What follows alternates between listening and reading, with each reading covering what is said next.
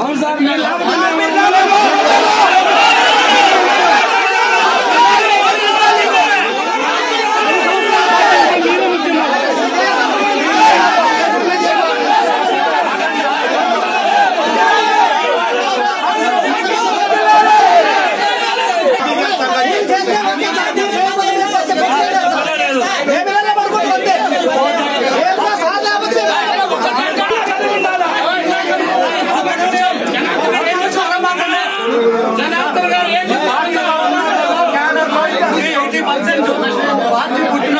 పార్టీలో ఉన్న కేడర్ ఉంది 20% వస్తా పోతా ఉండే వాళ్ళ సంగతి తీసేయండి. మీరు ఇక్కడ కాకుండా పార్లమెంట్ పోతే 80% 60% మేము చెయ్యం. గత 10 సంవత్సరాల్లో వైఎస్ గారి ప్రభుత్వంలో 90 మంది మా ఊర్లో కేవలం ఈదర గ్రామంలోనే 90 మంది జైల్లో పెట్టి నానా ఇబ్బందులు పెట్టారు. 3 సంవత్సరాలు వాయిదాలు తిరిగి ఎట్నో డబ్బులు రూపాయి బాపాయి కట్టుకుని బయటపడ్డాం. తర్వాత మీరు వచ్చిన తర్వాతే ఈ రోజు టీడీపీ జెండా ఎగురుతుంది. కాబట్టి మీరు కానీ దర్శనం పెట్టి బాగుంటుంది. ఆ రోజు మోమూరు మండలంలో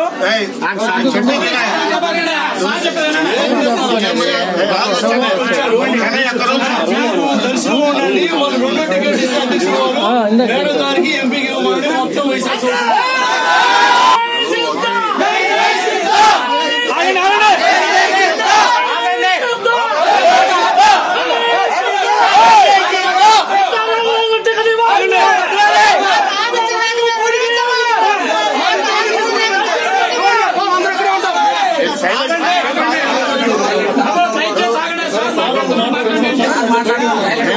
అంతేగాని నువ్వే పోటీ చేయి నువ్వే ఉండమని ఆయన అడగల. నేను ఆలోచించి చెప్తానని మా ఊరితో కూడా మాట్లాడాలి. నిర్ణయం ఇప్పుడు తీసుకోలేను. ఏదైనా కూడా దర్శనం ఇంత అభివృద్ధి చేసిన తర్వాత నేను పోలని చెప్పాను. ఆయన మైండ్ లో ఆయన ఆలోచిస్తున్నాడు. అంతేగాని నేను ఇప్పుడే వస్తున్నాను నేను పార్లమెంట్కి వస్తానని చెప్పి రాలా. నేను మీరు ఆందోళన పడద్దు. ఎవరుంది దయించి నేను చెప్తున్నాను. ఏ విషయం ఉన్నా కూడా మా భవిష్యత్తు కూడా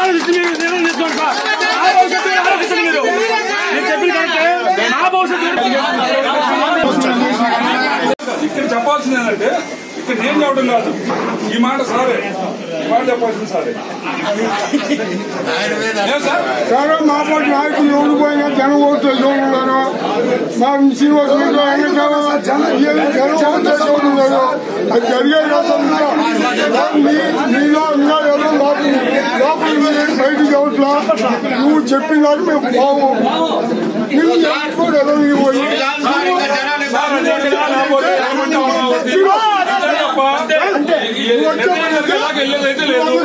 వచ్చావు 100 గారులతో నియోజకవర్గంలో పంపండి పోయి జనం చెప్పండి.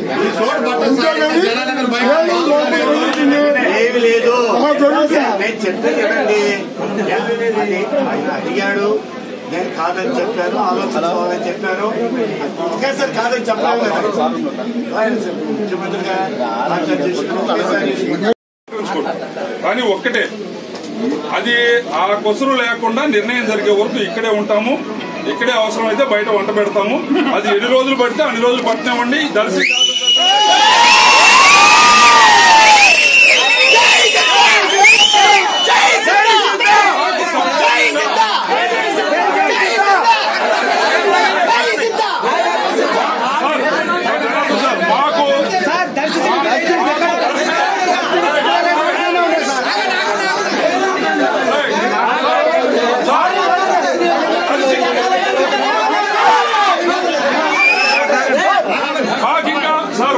దర్శి చాలా వెనకబడి నియోజకవర్గాన్ని ఈ రోజు దర్శి మేము చాలా విషయాల్లో మీతో అంటే ఒంగోలుతో పోటీ పడే విధంగా దర్శనం తీసుకొని వచ్చినటువంటి పరిస్థితి ఈ రోజు ఉంది. ఒక పార్కులు కానివ్వండి, ఐటీడీ స్కూల్స్ కానివ్వండి, చాలా విషయాల్లో కాలేజీలు కానివ్వండి. మాకు నీళ్లు ప్రధానమైనటువంటి సమస్య, ఇండస్ట్రియల్ కారిడార్ ప్రధానమైనటువంటి విషయం. ఇది సిద్ధారాఘవరావు గారితోనే సాధ్యం, చంద్రబాబు గారి నాయకత్వంలో తప్ప మేము ఇంకొకరిని విశ్వసించేదానికి అవకాశం లేని పరిస్థితి మాకు తెలుసు. రాజకీయాల్లో సిద్ధారాఘవరావు గారికి అయితేనే అవకాశం ఉంటుంది. మాకు అది కావాలి. కాబట్టి నాగార్జున సాగర్ ఎత్తిపోతల పథకం పూర్తయి దర్శి నియోజకవర్గం మొత్తానికి సంపూర్ణంగా నీళ్లు రావాలన్నా, ఇండస్ట్రియల్ కారిడార్ ఒక సంపూర్ణమైన రూపం తీసుకోవాలన్నా రాబోయే 5 సంవత్సరాల్లో ఖచ్చితంగా సిద్ధారాఘవరావు గారు నియోజకవర్గంలో శాసనసభ్యుడిగా గెలిచి మళ్ళీ రాష్ట్రంలో మంత్రిగా ఉండి చేయాల్సిందే. అందుకని చెప్పేసి అది రెండో ఆలోచనకి తావులేదు సార్. మీరు ఎన్ని రోజులు చెప్పండి నిర్ణయం, మేమైతే పోయేది లేదు. ఇది మాత్రం వాస్తవం.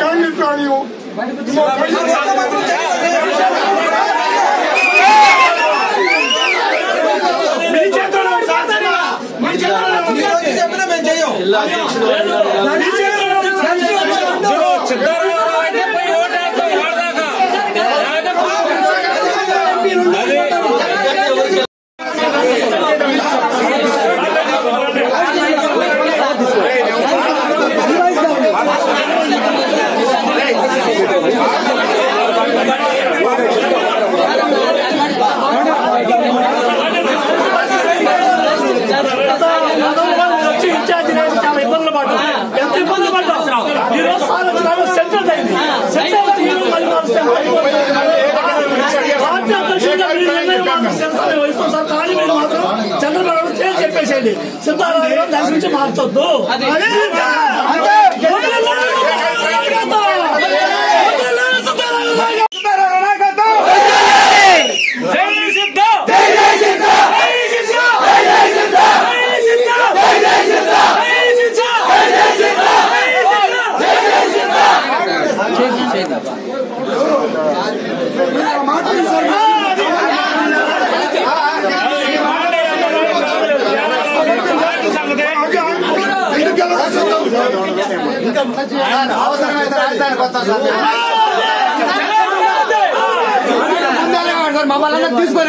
నేను ఎందుకు ముఖ్యమంత్రి గారు మన మీద ఒక గౌరవం నమ్మకం ఉండబట్టి అడిగాడు. అడిగిన తర్వాత అది పేపర్లో వచ్చింది. పేపర్లో చూసి మీరు భరాయించడానికి 100 మంది వచ్చారు. నేను దాన్ని కూడా యాక్సెప్ట్ చేయలేదు.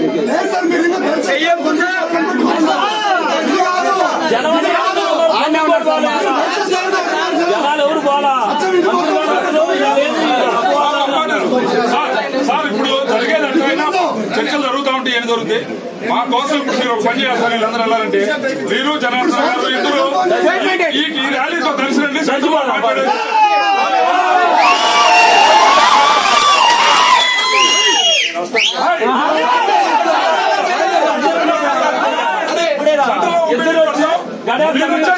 ఈ స్వాధ్యాయంలో మేము మీటింగ్ ఏర్పాటు చేస్తాము. మీరు మీటింగ్ అడ్రస్ చేసి మేము వెళ్ళిపోతాం.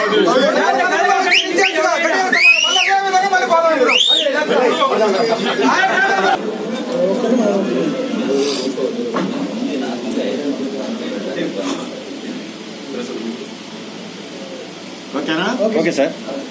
అందరికీ నమస్కారాలు. ముఖ్యంగా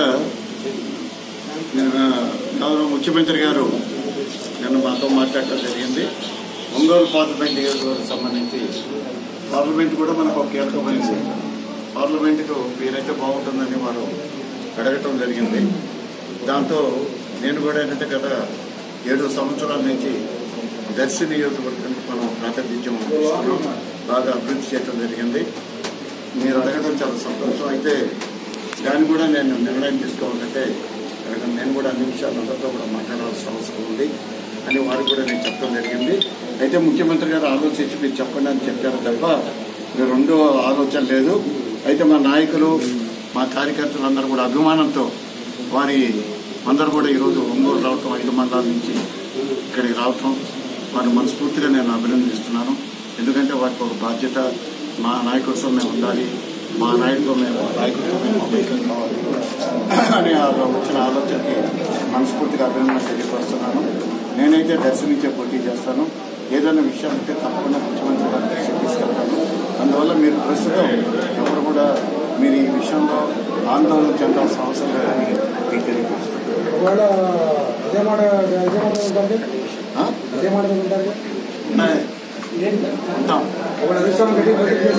అప్పుడు సంగతి ముఖ్యమంత్రి గారు మా మొత్తానికి అయితే ఆయన మా ప్రజలు ఇట్లా కన్విన్స్ అడుగుతున్నారు, కన్విన్స్ చేస్తాం, ఒప్పిస్తాం, కోటింగ్ చేస్తాం.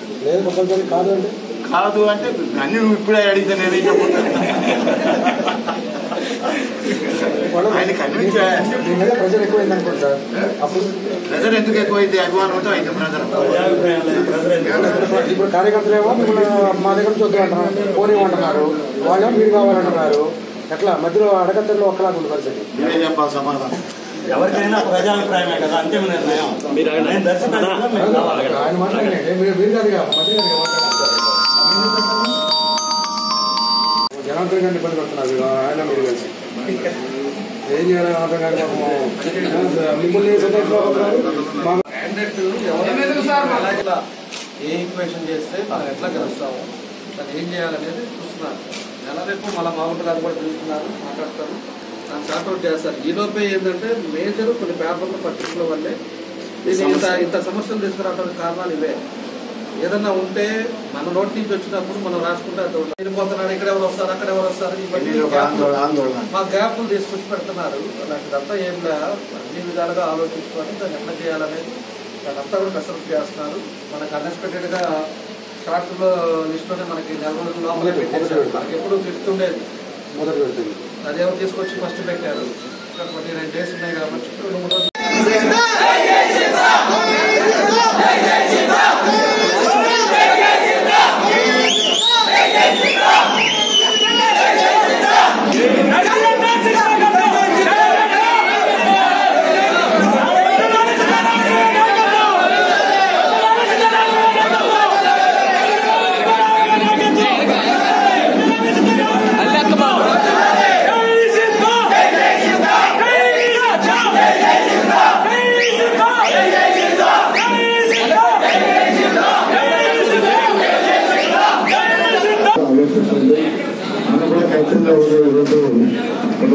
ఎంపీలు కూడా అవసరమైన వారు కోరారు.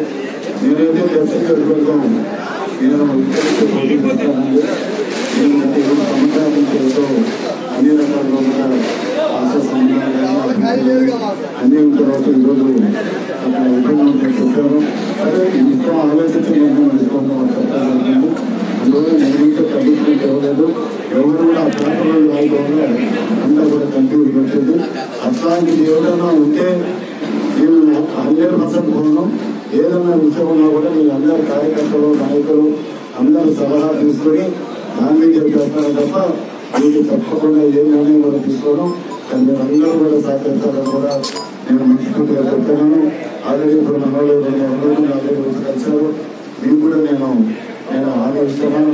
అందువల్ల ప్రతి ఒక్కరు కూడా మేము అనుకోలేదు. ఎలక్షన్స్ అంతా కూడా మనం ఫస్ట్ ఇచ్చారు. టైం కూడా లేదు. అంతా కూడా ఈ రోజు నుంచి 29 రోజులు ఉన్నాయి. మనం పడుగులు కూర్చుంటారు, పడుగు పక్కలేదు. మనం గ్రామంలో ఓటర్లు తీసుకొచ్చాము. ఈ ఇంకా కూడా 10 రోజుల టైం ఉంది. ఎక్కడైతే మన ఇళ్లలో ఓటర్స్ పేర్లు లేవో ఇమీడియట్ గా అప్లై చేయండి, ఓటింగ్ తీసుకోండి. మీరు కూడా గ్రామాల్లో అందరూ కూడా అందరూ కూడా పనిచేసి మనం ఒకరికి ఓటు చేయించుకొని పార్టీని సమర్థవంతంగా ప్రశస్తంగా ముందు తీసుకెళ్ళాలి. మన దేశ అభివృద్ధి ప్రజలు చెప్పాలి. అక్కడ ముఖ్యమంత్రి గెలవాలి, ఇక్కడ నేను గెలవాలి, పార్లమెంట్ అభివృద్ధి గెలవాలి. దానికి మేము అందరూ కూడా సహకరించాలి. ఎందుకంటే పేపర్లో చేసి అందరూ కూడా